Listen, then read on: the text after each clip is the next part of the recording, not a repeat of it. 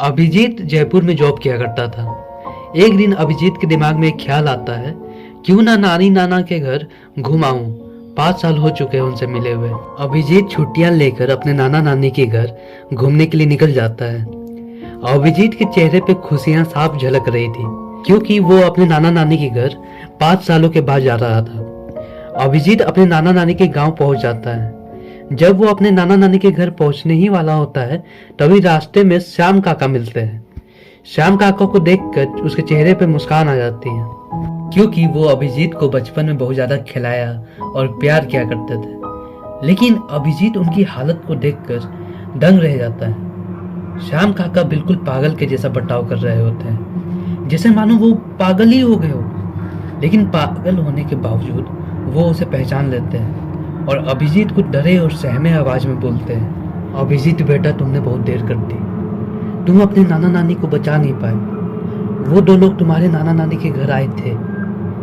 इससे पहले अभिजीत उनसे कुछ पूछ पाता, वो चिल्लाते चिल्लाते वहां से भाग जाते हैं। अभिजीत को लगता है उन्हें जरूर किसी चीज का बहुत बड़ा सदमा लगा होगा, इसलिए वो ऐसा बर्ताव कर रहे हैं, क्योंकि मेरी तो कल ही नाना नानी से बात हुई है। अभिजीत ये सब बात को इग्नोर करके अपने नाना नानी के घर की ओर निकल जाता है। और अभिजीत मन में सोचता है, 5 सालों में गांव में कुछ नहीं बदला। वही हरियाली, वही सुकून और वही ठंडी हवा। शहर से गांव आने में मजा ही कुछ और है। लेकिन उसे एक चीज बहुत ज्यादा अजीब लगती है। वहां सुकून तो था, लेकिन गांव में जैसे पहले हलचल हुआ करती थी, अब वैसा बिल्कुल भी नहीं थी। गांव पूरा सन्नाटे में डूबा हुआ था। अभिजीत ये सब सोचते सोचते वो अपने नाना नानी के घर के पास पहुंच जाता है। लेकिन अभिजीत अपने नाना नानी के घर के गेट के पास जो देखता है, वो देखकर अंदर से हिल जाता है, जैसे मानो उसने कुछ डरावना चीज देख लिया हो। अभिजीत देखता है कि गेट के पास बहुत सारी हड्डियां फेंकी हुई थी। ऐसा लग रहा था कि कोई बड़े जानवर की हड्डियां फेंकी हुई हो। ये देखकर उसके होश उड़ जाते हैं। वो सोचता है, इसके बारे में नाना नानी से बात करूंगा कि आखिर यहाँ हड्डियां क्यों फेंकी हुई है। ये सब सोचते हुए वो डोरबेल बजाने के लिए जाता है और वो देखता है कि दरवाजे के पास बहुत सारी जालियां लगी हुई थी, जैसे कई सालों से दरवाजा खुला नहीं हो। उसके मन में बहुत सारे सवाल थे, लेकिन वो जानता था कि उसके सवालों के जवाब बस उसके नाना नानी दे सकते हैं। इसलिए वो डोरबेल बजाना शुरू कर देता है। लेकिन उसके लगातार डोरबेल बजाने के बाद भी बाहर कोई नहीं आता है। लेकिन उसे घर के अंदर से एक अजीब सी आवाज आ रही थी। इससे पहले कि वो कुछ सुन पाता, तब भी दरवाजा अपने आप धीमे धीमे खुलने लगता है और दरवाजा खुलते ही एक ठंडी हवा का झोंका अभिजीत के चेहरे को छू कर जाता है। उसे लगता है दरवाजा पहले ही से खुला हुआ होगा, शायद मैंने ध्यान नहीं दिया। और अभिजीत नाना नानी को आवाज देते हुए घर के अंदर की ओर चला जाता है। नाना नानी, मैं आ गया। उसके नाना नानी एक कमरे से बाहर निकलते हैं। अभिजीत नाना और नानी को देखकर बहुत ज्यादा खुश हो जाता है, लेकिन उसके नाना नानी के चेहरे पे जो मुस्कान थी, ऐसा लग रहा था कि वो दिखावे का हो। अभिजीत देखता है नाना नानी 5 साल पहले जैसे थे अभी भी वैसे ही है, लेकिन बस थोड़े कमजोर हो गए हैं। लेकिन उसे एक चीज अजीब लगती है, इतनी चिलचिलाती गर्मी में भी उसके नाना नानी मोटे मोटे कंबल ओढ़े हुए थे। अभिजीत उनसे पूछता है, इतनी गर्मी में भी आप लोग ये कंबल ओढ़े हुए हो? आप दोनों ठीक तो हो? कोई प्रॉब्लम तो नहीं है? नानी सहमे और धीमे आवाज में बोलती है, हम लोग बूढ़े हो गए हैं, हमें अब गर्मी में भी ठंडी महसूस होती है, अब तो आदत सी हो गई है। तभी उसके नाना उसे बोलते हैं, जाओ तुम अपने कमरे में जाकर फ्रेश हो आओ, तब तक हम लोग तेरे लिए टेबल पर खाना लगाते हैं। अभिजीत बोल कर कि ठीक है।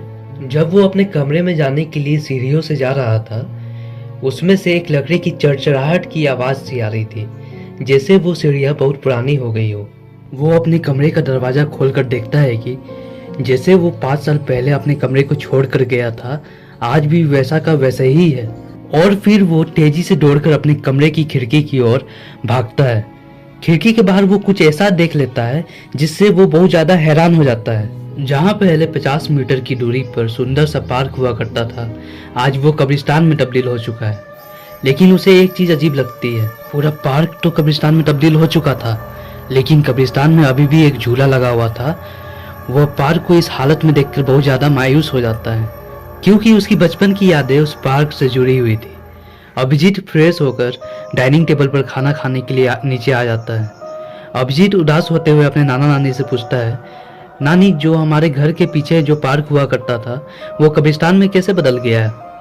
कब्रिस्तान का नाम सुनते ही नाना नानी के चेहरे पे एकदम खामोशी सी छा जाती है, और वो ये बोलकर कि क्या तुम आते ही उस कब्रिस्तान के बारे में बात करने लगे? अपने बारे में बताओ, आने में कोई परेशानी तो नहीं हुई?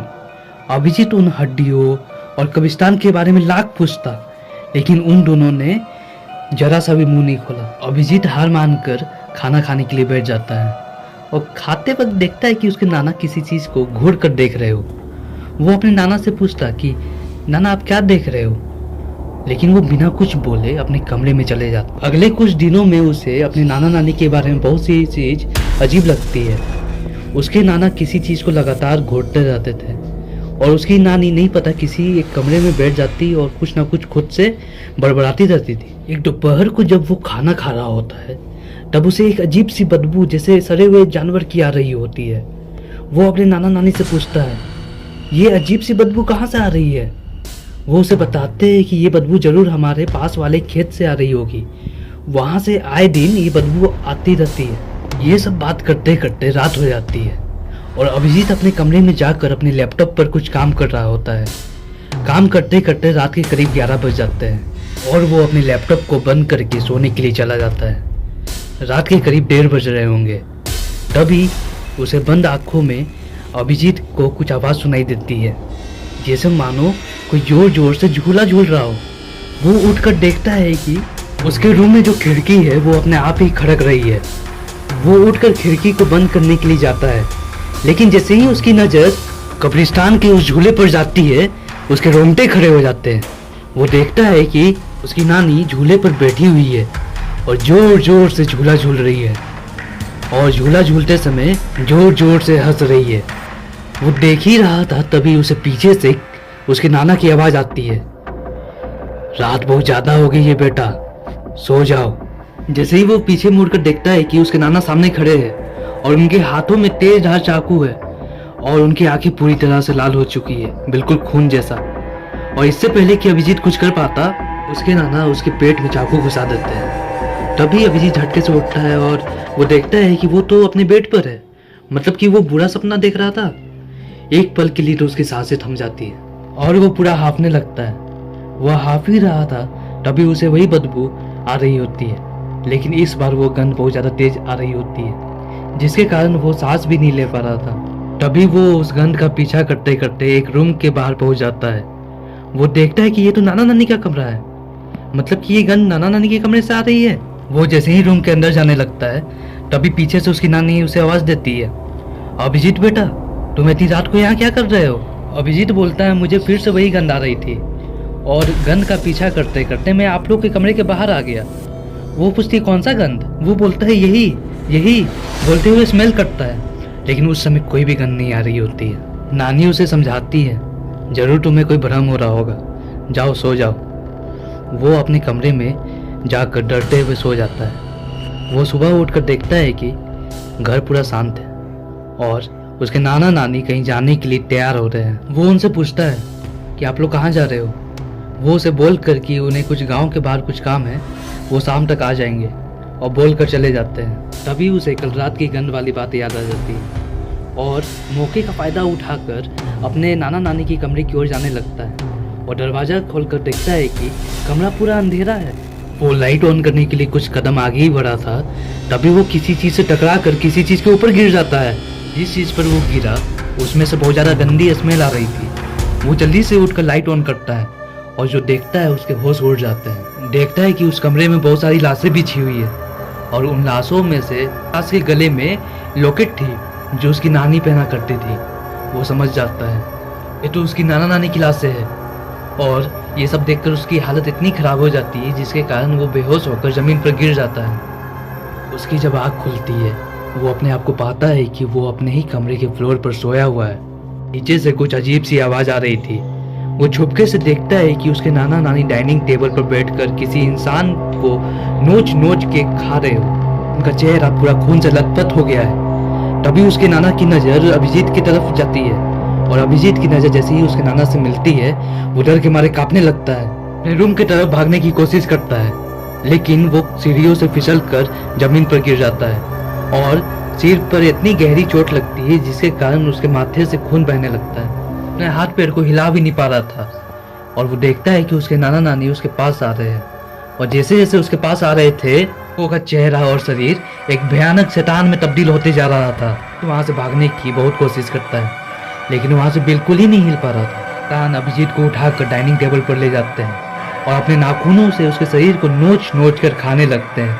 अभिजीत दर्द से चीखता चिल्लाता लेकिन वहां उसकी कोई भी मदद करने नहीं आता।